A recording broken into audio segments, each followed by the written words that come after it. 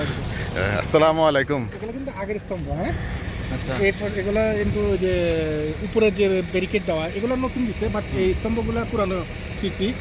জিনরা আর করতে দেয় নাই রাস্তাটা। যে রাস্তাটা মানে এভাবে সোজা হ্যাঁ, এই রাস্তা ক্রিয়েট করা ছিল এবারে, কিন্তু ওরা আর করতে দেয় নাই। যে কারণে এখানে জিনদের বংশগত এরিয়া। এবং এই পাহাড়গুলো দেখো, এক একটা পাহাড়ের আকৃতি কিন্তু এক এক রকমের, ঠিক আছে। ও বিশাল পাহাড়, ঠিক আছে। যে কারণে ওরা এখান থেকে রাস্তা বের করে ইয়ে করতে দেয় না। এই জন্য জিনের অধ্যুষিত এরিয়া, জিন পাহাড় নাম দিচ্ছে, বলে সবাই এটাই জিন হ্যাঁ, পাহাড়। হ্যাঁ। কারণ আকৃতিগুলো দেখতে জিনের ইয়ার মতন, কিন্তু মূলত কাহিনী হলো গিয়ে এদের বংশগত এরিয়া ছিল এখানে।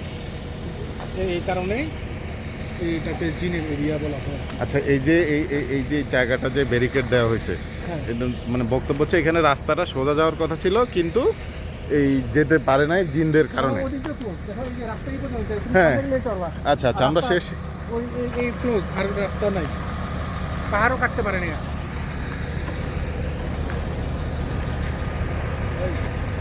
ভাই